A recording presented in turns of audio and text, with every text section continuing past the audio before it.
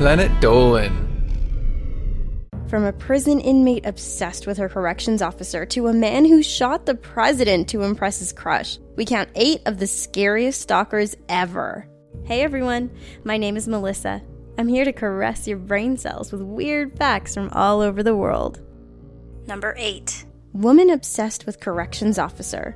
If you think people with forehead tattoos are simply misunderstood, this may make you think twice. In 2012, forehead tat sporting Jamie Calloway, known to her friends as Jamie Godhead Platinum, was arrested for stalking a corrections officer. The pair had met during one of Jamie's earlier stints in jail. The 33-year-old, who had God branded onto her forehead and calls herself the Godology of Godology, believed that she and the officer had some deep romantic love affair. Calloway repeatedly called the woman, sent her packages, and, when her feelings weren't reciprocated, slashed her tires. Number 7. Man cyberstalks Facebook's Mark Zuckerberg. In 2011, Facebook creator and CEO Mark Zuckerberg filed a restraining order against his stalker, Pradeep Manukota. Pradeep had followed and threatened Zuckerberg and sent him flowers and various creepy messages, some handwritten and some via Facebook. When that failed to elicit the response he wanted, Pradeep began harassing Zuckerberg's wife and sister. He was also seen skulking around outside Zuckerberg's home and the Facebook headquarters. Burned by Zuckerberg's rejection, Pradeep tried turning the tables with a bizarre countersuit. He accused Zuckerberg of stabbing him from the backside and labeling him as a member of the Al-Qaeda using a fake Facebook page. Number 6. Stalker crashes Dancing with the Stars. In 2009, Robert O'Ryan was arrested after he was caught driving all the way from Florida to California to stalk gold medal Olympian Shawn Johnson. The 36-year-old was attempting to break onto the set of the reality show Dancing with the Stars when Shawn was performing. In his car, police found a loaded shotgun and handgun, some duct tape, and a stack of goopy love letters in which he referred to Shawn by the pet name Sturdy Girl. While being interviewed, Robert revealed that he could communicate telepathically with celebrities. Apparently, Shawn had been speaking to him while she was performing at the Beijing Olympics. Definitely an original excuse. Robert was sentenced to a Californian mental hospital for 5 years. Might need a little longer than that. Number 5. Celebrity crush turns to murder. Robert John Bardo's calling in life was stalking young celebrities. Instead of making a career out of it and becoming a douchey paparazzi, his obsession took a murderous turn. In 1986, he became obsessed with Rebecca Schaeffer, who was the star of the hit sitcom My Sister Sam. 3 years later, he found Rebecca's home address with the help of a private investigator and showed up at her apartment. Rebecca was shocked by the unexpected visitor, but graciously signed an autograph for him. When he later returned, she told him to leave, which, of course, pissed him off. Furious that his love wasn't returned, Robert produced a gun and shot Rebecca in the chest. Rebecca unfortunately bled to her death before police arrived. Robert was soon arrested after being found wandering in nearby traffic. Number 4. Twitter fan threatens to kill Ellen Page. While harassment is par for the course with celebrities, the relentless online abuse actress Ellen Page received took things to the next level.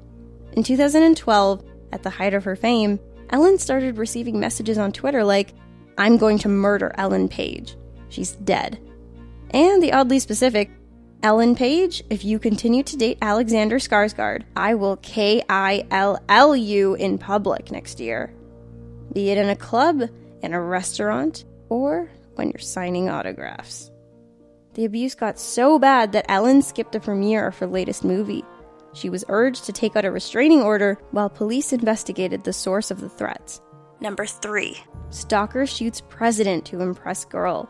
In 1980, John Hinckley Jr. deliberately enrolled at Yale University to stalk actress Jodie Foster, who was taking a break from acting to pursue her education. Hinckley left her love notes, poems, and just generally conducted himself with maximum creepiness. On March 30th of that same year, Hinckley left the object of his desire a note, explaining that he would win her love by assassinating U.S. President Ronald Reagan. Later that day, Casanova drove to Washington, D.C., where, true to his word, he shot the president and several members of the presidential entourage. Reagan survived the attack, and Hinckley was institutionalized. Number 2. Schizophrenia sufferer Margaret Mary Ray was so obsessed with American talk show personality David Letterman that she stalked him for an entire decade.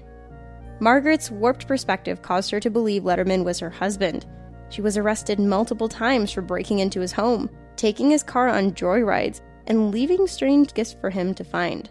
Taking pity on her, Letterman often refused to press charges against her and made light of the situation by joking about her on his show. After a brief imprisonment, Margaret then turned her attention to retired astronaut Story Musgrave, who also pressed charges against her. Saddened by the constant rejection and overwhelmed by her own mental illness, Margaret Mary Ray killed herself in 1998 by kneeling before an oncoming train. Number 1. 60-year-old pedophile stalks teenage girl. Laura Decker was just 16 years old when she set the world record for being the youngest sailor to complete a solo journey around the world in 2012. Her remarkable achievement brought fame and adulation, but it also brought fame's sinister dark side in the form of a 60-year-old pedophile stalker. Gerard W. was found to be in possession of pornographic images of children. For over a year, he sent Laura harassing emails and doctored a fake nude photo of her. He was a known predator who hung around public swimming pools and was present when Laura first set sail on her record-breaking voyage. Gerard eventually turned himself in to authorities and served time in prison. Stay safe! See you next time! Fake these attacks? Well, it gave the military and the president a reason to respond with deadly force in the way of airstrikes. Even if it was just one attack that was faked, it's still a grimy thing to do, like a soccer player faking an injury. Except instead of giving your opponent a yellow card, you give him a napalm strike.